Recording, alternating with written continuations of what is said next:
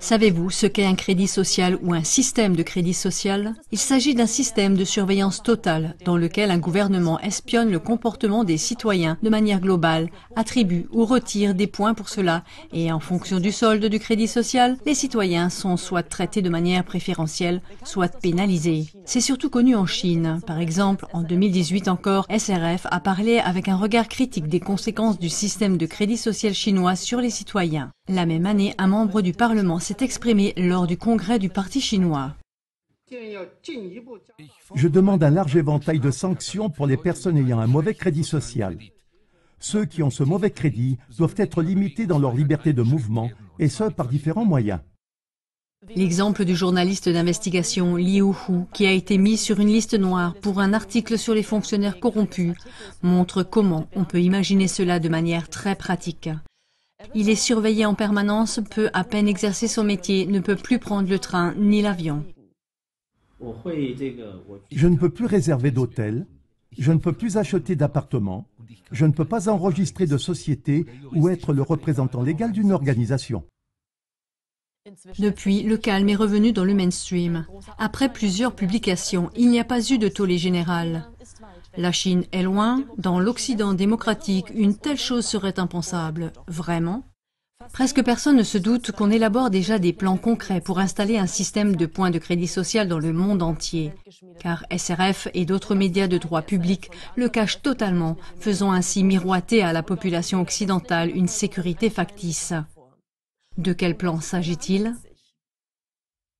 En 2019, un groupe de membres de think tanks, de politiciens, d'anciens chefs de gouvernement, d'universitaires et de représentants de l'industrie technologique s'est réuni et a fixé des objectifs concrets pour la transformation du monde entier à l'ombre de la planification du Covid. Un livre intitulé « Remaking the World, The Age of Global Enlightenment » Reconstruire le monde. L'ère de l'éveil mondial a été rédigée sous la forme d'un document de travail.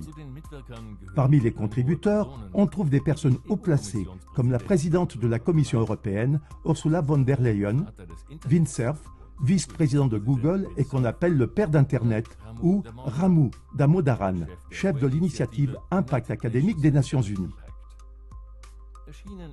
Le livre a été publié sous le label UN100, une initiative des Nations Unies à l'occasion du centenaire de l'organisation en 2045.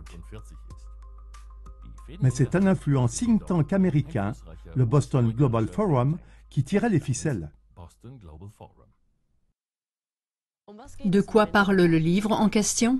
Les auteurs écrivent que l'intelligence artificielle possède un grand potentiel pour changer nos vies et en même temps que l'utilisation indisciplinée de l'IA recèle un grand potentiel d'abus. C'est pourquoi il faut un contrat social pour l'ère de l'IA, qui doit s'appliquer au monde entier indépendamment de la diversité de tous les pays, ethnies et cultures. Ce contrat social a été analysé de plus près par CLA-TV. Le contrat social pour l'ère de l'IA. Application globale de l'IA. De l'égalité promise avec l'IA audio numérique. Dès le premier chapitre, on voit déjà où le voyage conduit. Le contrat social pour l'ère de l'IA crée une plateforme pour une société de démocratie intelligente. De plus, il repose sur un équilibre des pouvoirs entre les gouvernements, les entreprises, la société civile, les individus et les assistants IA.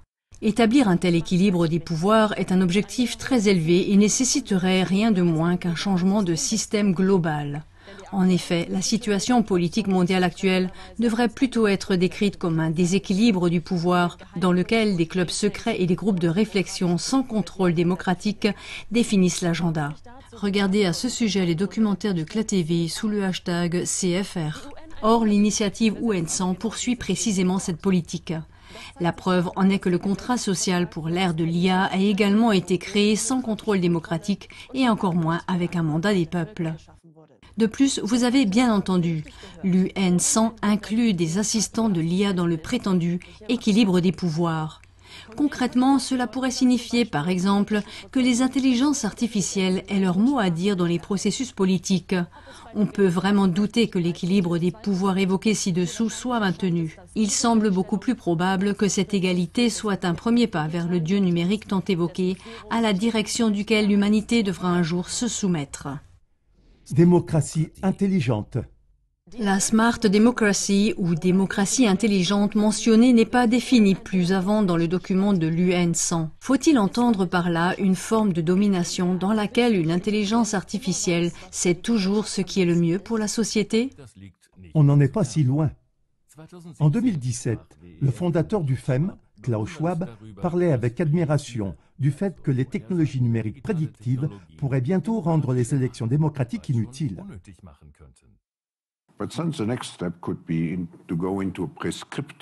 Mais ensuite, l'étape suivante pourrait consister à passer à un mode prescriptif, ce qui signifie qu'on n'a même plus besoin de faire des élections, parce qu'on peut déjà prévoir, et qu'on peut ensuite dire « Pourquoi a-t-on besoin d'élections ?» Parce qu'on sait ce que sera le résultat. Et en effet, le contrat social parle d'encourager la société civile à planifier son avenir à l'aide d'outils d'intelligence artificielle prédictifs. Obligation de fournir des données complètes. Une application complète de l'IA implique également une collecte et une analyse approfondie des données. Sous le titre « Modèle de gouvernement de l'IA », on peut lire ce qui suit. Le cœur de la gestion de l'IA est le National Decision Making and Data Center, NDMD. Le NDMD collecte, stocke, analyse et utilise d'énormes quantités de données pertinentes pour la fourniture de services publics et l'évaluation des programmes et des fonctionnaires publics. Ces énormes quantités de données doivent bien sûr être mises à disposition et le contrat social s'exprime également à ce sujet.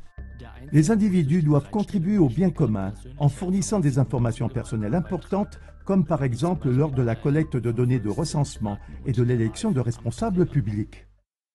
Il est donc prévu une obligation de remettre des informations personnelles importantes à une administration de l'IA.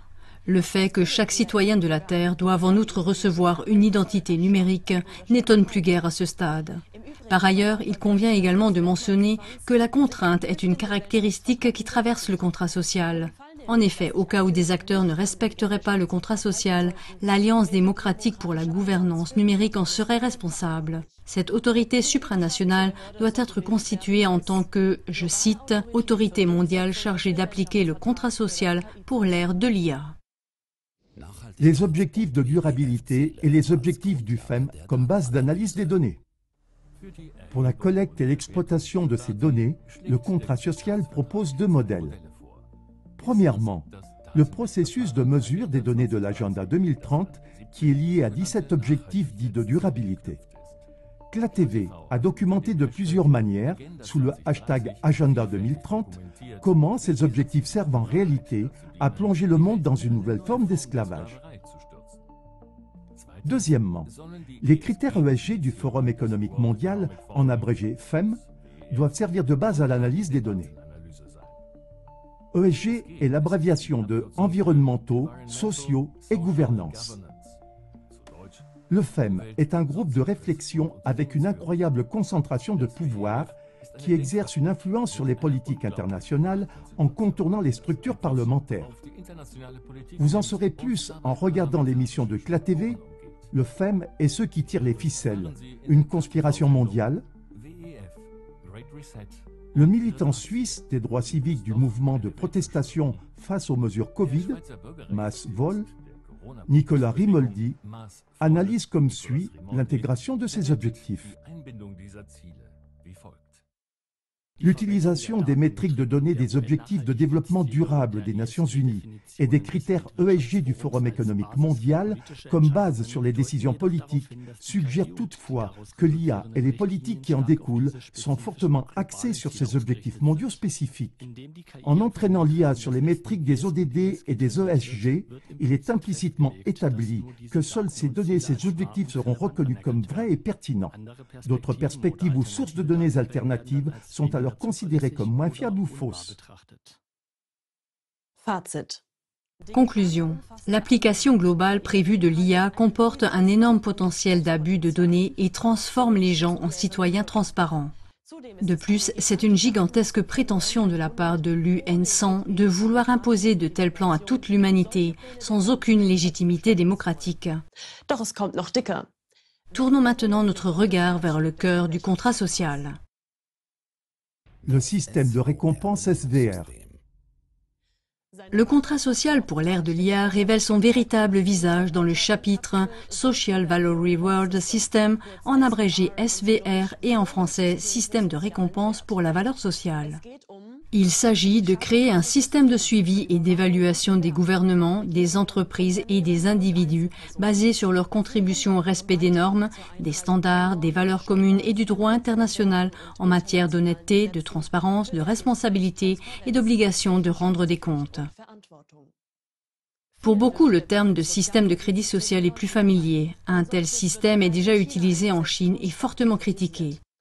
Il s'agit d'un système de surveillance totale qui espionne et évalue le comportement des citoyens de manière globale, qui attribue ou retire des points de crédit social pour cela et qui privilégie ou pénalise les citoyens en fonction du solde de leur compte. Celui qui a un crédit social bas parce qu'il ne se comporte pas de manière conforme, a un Internet ralenti, paye des impôts plus élevés, perd son emploi ou son logement ou ne peut plus voyager. C'est ainsi que le Parti communiste chinois éduque les citoyens chinois à plus d'honnêteté. Il est vrai que le modèle UN100 interdit les sanctions et que, selon sa propre définition, il contraste fortement avec le modèle chinois. De plus, pour des raisons techniques, le système SVR n'est pas accessible au gouvernement. Fausse alerte donc? Non. La démarcation avec le modèle chinois n'est absolument pas crédible. Ainsi, le cofondateur du Boston Global Forum, John Quelch, a occupé, pendant des années, différentes fonctions à la CEIBS. La CEIBS est une école supérieure de Shanghai, qui, étonnamment, a été créée comme projet commun du gouvernement chinois, c'est-à-dire du Parti communiste chinois et de l'UE. Un contraste fort aurait l'air différent. Notons au passage que John Quelch et Joseph Esnail, acteurs de l'UN100, sont tous deux membres des réseaux maçonniques du gouvernement de l'ombre, que sont la Commission trilatérale et le Council on Foreign Relations. Ceux-ci travaillent à leur tour activement à l'uniformisation et à l'asservissement des peuples selon le modèle chinois. Pour d'autres raisons également, il serait naïf de croire que le système de récompense SVR ne pourrait pas évoluer vers le système de crédit social chinois. Comme l'a documenté Éclat TV dans La Chine, ce système de domination nous menace tous.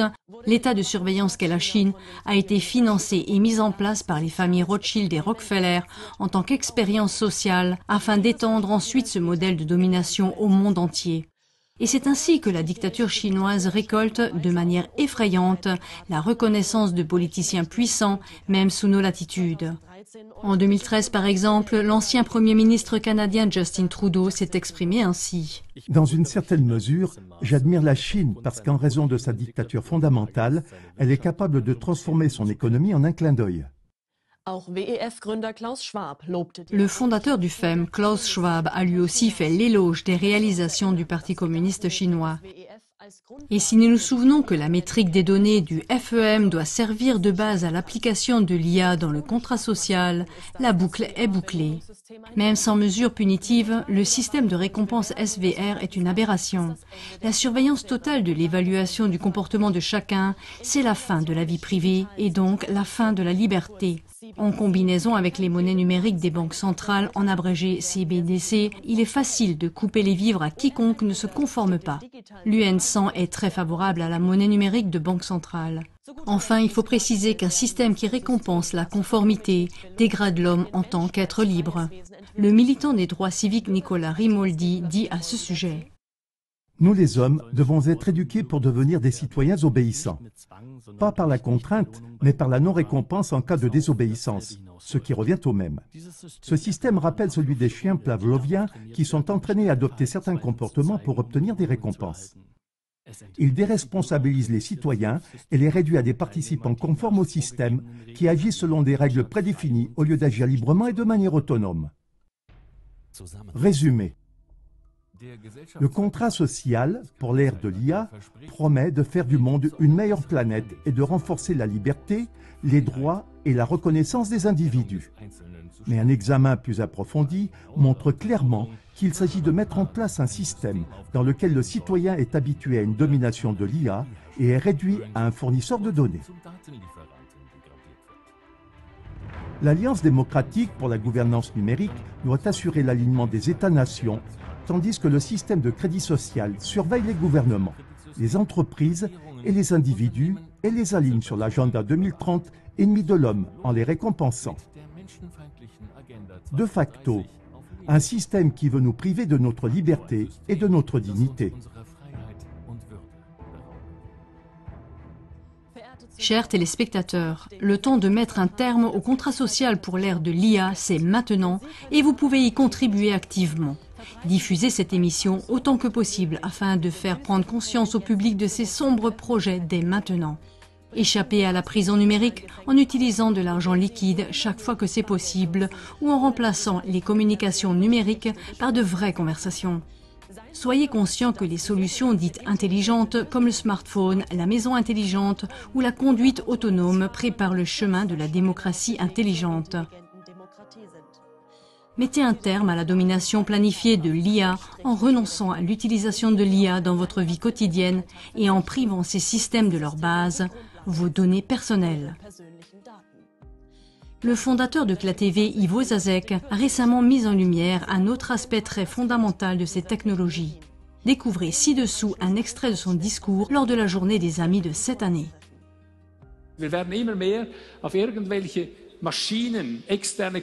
Nous sommes de plus en plus dépendants de machines extérieures, de clouds, finalement d'implants dans notre corps. Mais nous sommes ainsi dépossédés de nous-mêmes. Nous perdons nos privilèges intérieurs divins. Donc c'est toujours la même chose partout. Bien sûr, c'est un progrès considérablement sur le moment. Natürlich ist es im Moment ein beachtlicher Fortschritt. Was wir aber damit überfahren und regelrecht ruinieren, ist... Mais le danger, c'est que nous ratons l'ère révolutionnaire du développement divin en nous, où toutes ces capacités doivent naître directement en nous, sans aucune machine ou intelligence artificielle, directement depuis nous. C'est de ça qu'on parle aujourd'hui, car c'est celles-ci qui sont prévues. C'est le printemps maintenant pour ça, car tu as toutes ces capacités directement en toi. Il y a un kairos où toutes ces capacités doivent éclore en toi et devenir accessibles, utilisables.